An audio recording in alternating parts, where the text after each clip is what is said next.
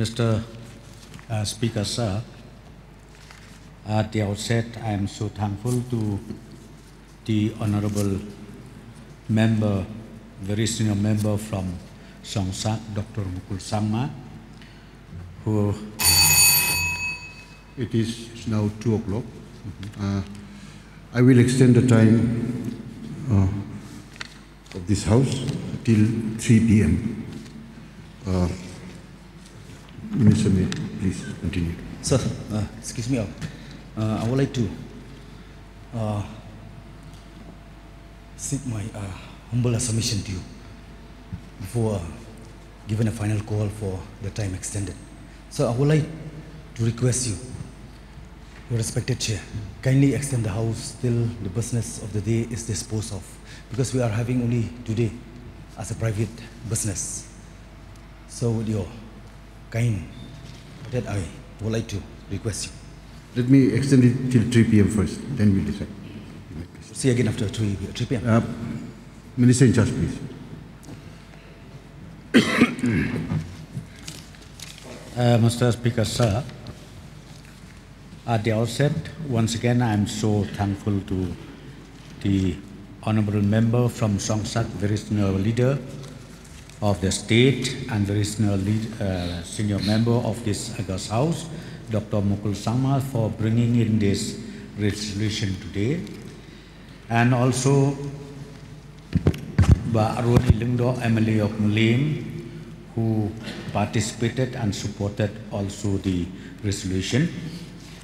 Sir, the resolution today move is, whereas the Meghalaya Residents Safety and Security Act 2016 has been enacted and notified for ensuring safety and security of the residents of the state. And whereas the Meghalaya Residents Safety and Security Amendment Bill 2020 passed by this August House is yet to be accepted by the Governor, thereby resulting in delay in implementation of crucial legislation of this August House.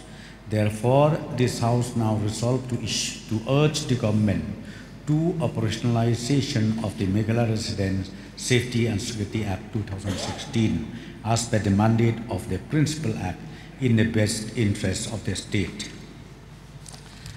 Mr. Speaker, sir, the Meghalaya Residents Safety and Security Act 2016 was enacted to ensure enhanced security vetting of the tenants and to ensure the safety and security of the citizens of the state by preventing antisocial elements from gaining shelter in the state, which might be detrimental to peace and tranquility, to maintain public order and peace, to verify and regulate the tenants residing in rented houses in the state, to establish district task force and facilitation centers to facilitate effective enforcement of various laws for safety and security of the citizens and for matters connected therewith or incidental thereto.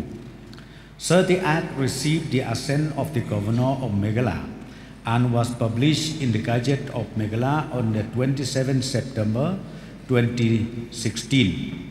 Subsection 3 of Section 1 of the Act states that it shall come into force on such date as the state government may, by notification in the official Gazette, appoint. Accordingly, by notification dated 11 January 2018, the Governor of Meghalaya notified that the provisions of the said Act shall come into force with effect from 1st day of January 2018. Further, notification dated 11 January, the Governor of Meghalaya also notified that the Meghalaya Residents Safety and Security Rules 2017 shall come into force with effect from the 1st day of January 2018. Mr. Speaker, sir, the Meghalaya Residents Safety and Security Act 2016 has 3 main objectives. 1, vetting of tenants, which will be done by the local police station through the local authority concerned, and maintenance of a database of all tenants. 2, establishment of district task force whose role is to oversee the implementation of the verification of tenants and to verify any violations. And number 3, further the Act also provides for establishment of facilitation centers at such locations, particularly at the entry and exit point of the state. Sir, the district task force for all the districts was constituted by the government on the 10th September 2018. Wide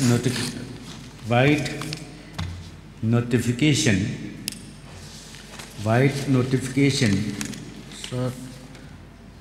Sir, I think, yeah, I have the copy of the location, but I think not necessarily to read out the thing. But we have already notified on the 10th September 2018. Again, the government wide notification dated 12 October 2020 reconstituted the district task force for those districts who were yet to notify.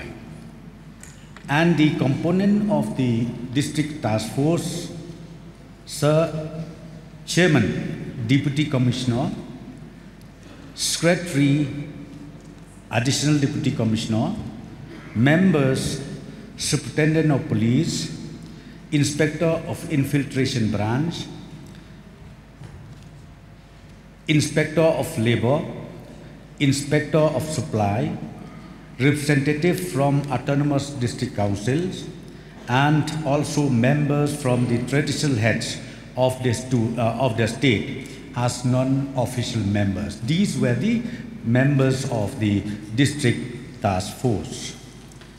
Sir, as per the Act, all tenants in the state of Meghalaya shall furnish the requisite documents to both the police station and to local authority through their landlords. As per Section 9 of the Act, the landlord who rents out his or her house or rental unit shall furnish the documents related to the tenants, to the police stations, and also to the local authority. The database of tenants maintained by the local police station and the local authority shall be submitted to the district task force once in every quarter. The district task force, after due verification and observations, shall submit the same to the government once in every quarter. Sir, as per the Section 17(1) of the Act, as mentioned by the Honourable Mover of the resolution, the state government may establish facilitation centers at such places or locations, particularly at the entry into and exit from the state, as may be notified in the official gazette.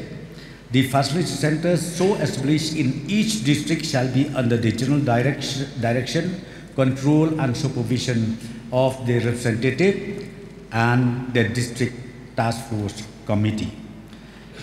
Sir, the duties and responsibilities of the facilitation centers and the procedures to be followed shall be in such manner as may be prescribed from time to time by the government, and in particular and without prejudice to the generality of the foregoing subsection 1, the functions may provide for all or any of the following matters, namely, to achieve the aims and objectives enshrined in the preamble of this Act, to maintain for a sharp lookout the list of all wanted criminals, known antisocial elements, and other known depredators provided by the local police station from time to time, to solicit the help of local police station and local authorities in enforcing the provisions of this Act as and when required, to facilitate the entry of tourists or visitors to the state without causing any inconveniences, to facilitate verification of identification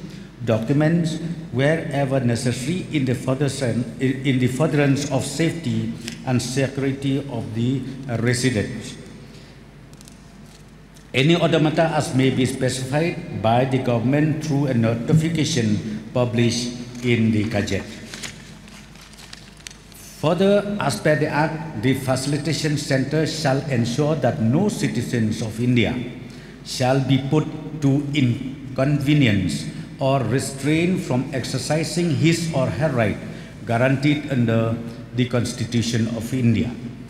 Mr. Speaker, sir, it may be mentioned that in exercise of the powers conferred under subsection 1 of section 17 of the Meghalaya Resident Safety and Security Act 2016, notifications for setting up facilitation center at entry-exit points were issued by the government at the key locations: 1.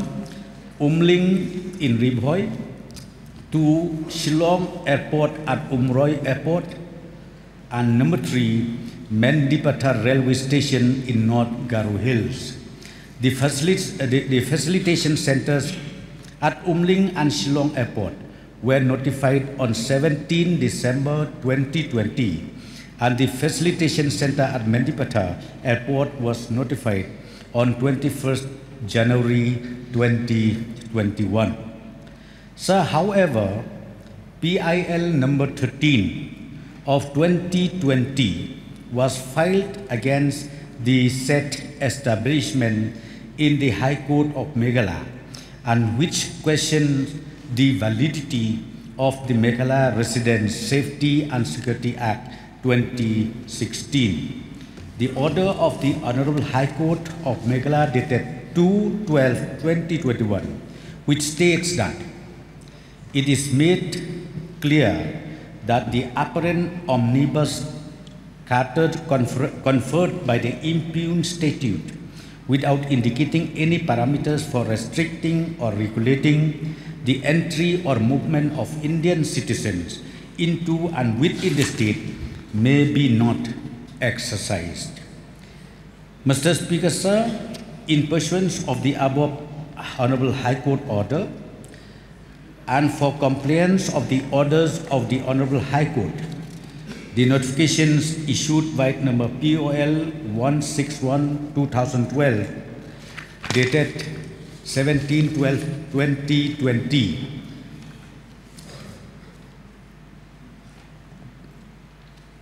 for setting up of facilitation centers were kept in abeyance until further order, vide notification number POL 161/2012 dated 7/12/2021. Sir, due to the then COVID-19 pandemic, the facilities at facilitation centers at Umling, at Ribhoi District, Shillong Airport at Umroi, and Mendipata Railway Station, North Garo, were handed over to the Health and Family Welfare Department for use as COVID-19 screening centers. Sir, even though the government had to keep in abeyance the setting up of the facilitation centers due to the orders of the Honorable High Court of Meghalaya, the process of implementation of the other provisions of the Act were not kept in abeyance, and the government went ahead with the implementation of the provisions that dealt with the verification of the tenants. Mr. Speaker, sir, Section 6, 7, 8, 9, and 10 of the Act provide for the verification of the tenants and maintenance of the database of tenants under the overall supervision of the District Task Force to streamline the registration process mandated by the MRSSA Act and to ensure that there is a database of tenants. The government launched an online portal on 8 September 2022, accessible at megrssa.nic.in. The stakeholders who can use the web portal are tenants, landlords, Lukat Rangba Snong, sub-locality Rang Ba Dong, and also the police stations. The online portal was created to facilitate the maintenance of database that can be accessed by the various authorities as per the mandate of the Act. Sir, the online portal was implemented on pilot basis in 7 localities under East Khasil district, namely Nongrim Hills, Bokse, Nongra, Nongmensong, Lapalang, Riyad Laban, and Wat Dingling, Shillong in East Khasil, being the capital city. It has the presence of tenants who are living here and working in various central government and private sector establishments. The implementation was done after detailed discussion and agreement with the respective local Dorbar Shnong. 18 hands-on training on the usage of the MRSSA portal was also conducted by the Deputy Commissioner East Khasil district in various localities. Further, 2 awareness and sensitization programs were conducted by the East Khasil district, including or at the village level, as mentioned. Sir, to assist the district task force in East Khasil, 2 of his assistant supporting staff were also appointed since June 2023 in the office of the Deputy Commissioner East Khasil, Shillong. Mr. Speaker, sir, Mr. Deputy Speaker, sir, as per Section 3 of the Act, tenants are supposed to furnish information of their occupation of rented house to the local authority and the police. Section 7 of the Act, any landlord who intends to let his or her house or a rental unit on rent to a tenant, he or she shall obtain clearance from the local authority subject to renewal. Hence, as seen from this section, the local authority, that is the headman, Rang Ba Shnong, Doloi, Nokma, even up to the Rang Ba Dong, they play a very important role in the process of verification of tenants. Further, as on date, 87 numbers of localities and 177 sub-localities have been registered in East Khasil district under the MRSSA portal. And out of these registered localities, 16 numbers of localities have begun implementation of the Act. Sir, as on date, 183 tenants have registered in the portal. Apart from the district task force of East Khasil district, several meetings were also held by the district task forces in all the districts for implementation of the MRSSA 2016. Sir, a scheme with separate head of account is also being processed by the state government for funding purchasing of computers, laptops, internet facilities where the village authorities need to enter the database of tenants and landlords, which will be provided through their deputy commissioners in the coming days.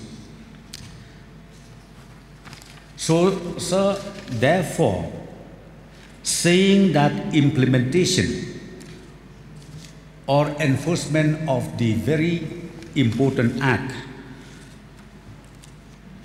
that till today, as per the text of the resolution, sir, let me inform the honorable member who moved the resolution as well as the members of this August House, other than setting up of facilitation centers, since the court has given a stay on the establishment of these 3 facilitation centers, the other clauses the other paras of the Principal Act, MRSSA, is being implemented in totality and in spirit, sir. We are continuing to do that, sir, and we could see that with this implementation, the system that we kept it in place is very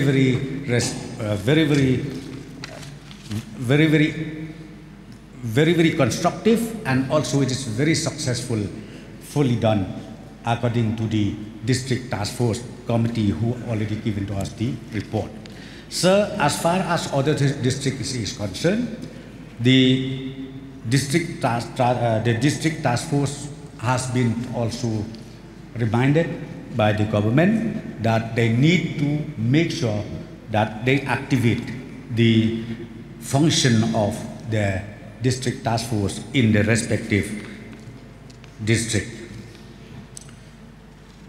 Number two, sir, in view of these issues which was resulting to the court intervention, sir, again the amendment was brought in by the government, and it was again passed in this August House on the 13th March 2020 and on 19 March 2020.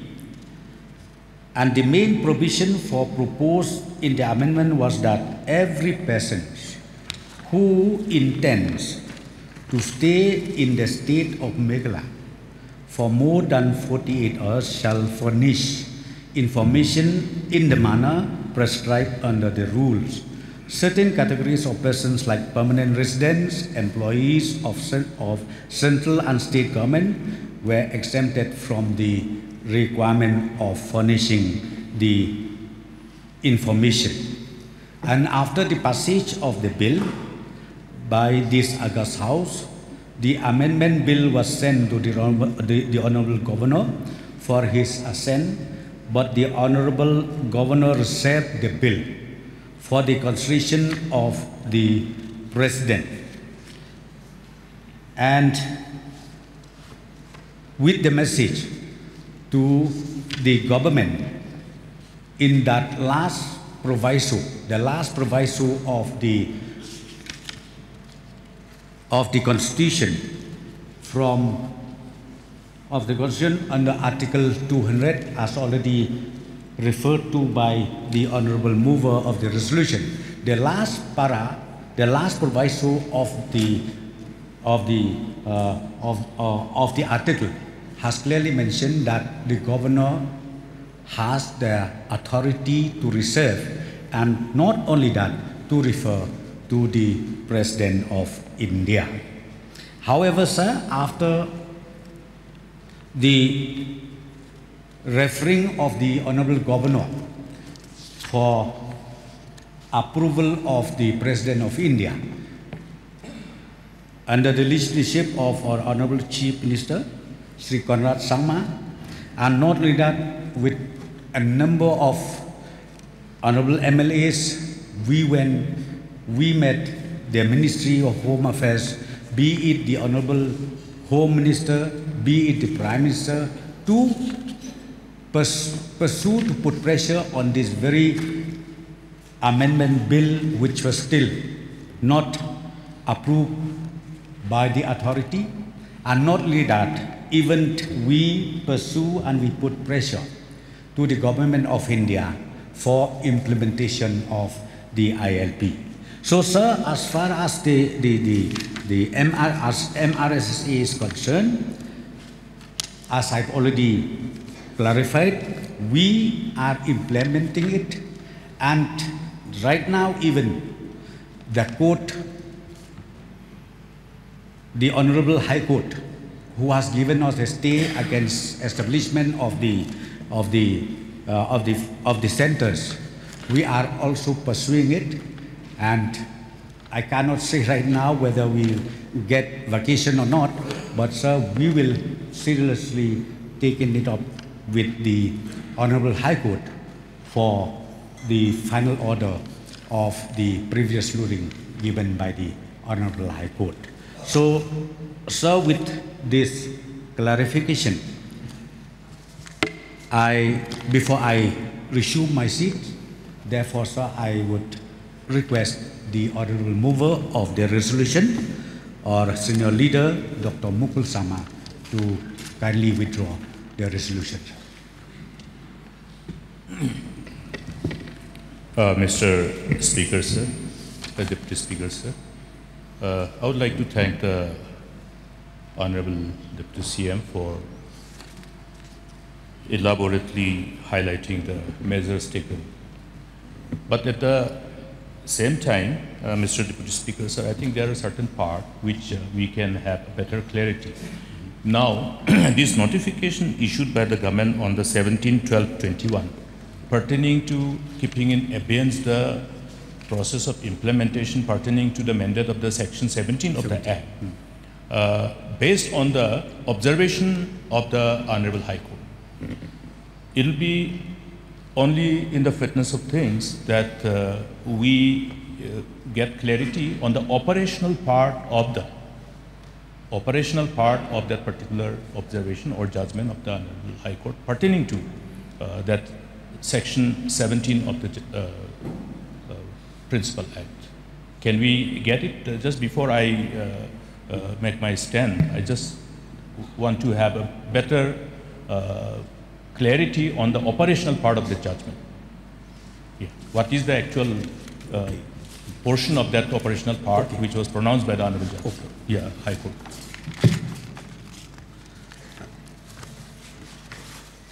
Sir, in fact, the order of the Honorable High Court is here with me. So, okay. The operational part of the judgment says, it is made clear that the apparent omnibus charter conferred by the impugned statute without indicating any parameters for restricting or regulating the entry or movement of Indian citizens into and within the state may be not exercised. This is the operative part. That means the mandate of the Act has withstood the judicial scrutiny. There has to be just amendment to the notification of that particular relevant provision which mandates the implementation of that Section 17 of the Act. We have to only fine-tune it, you see.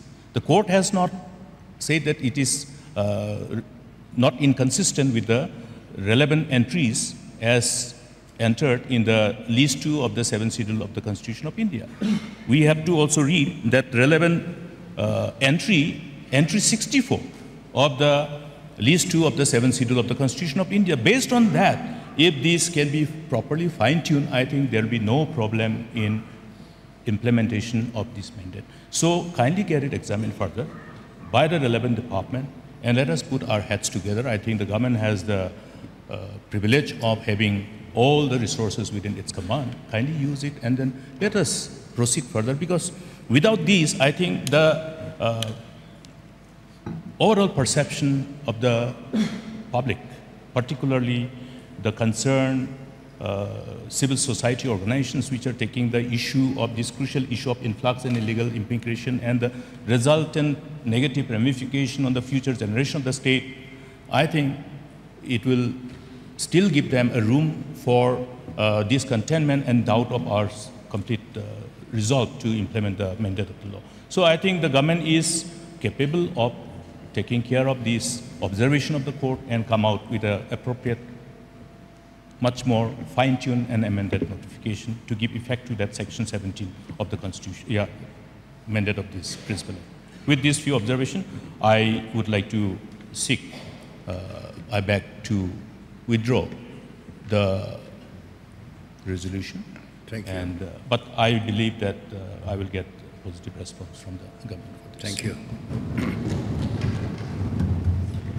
Since the mover has withdrawn his resolution, now let me put the question before the House. The question is that Honorable Mubar has leave of the House to withdraw his resolution. Those who are in favor say aye. Those who are against say no. Ayes have it, ayes have it. And the resolution has been withdrawn with the leave of the House.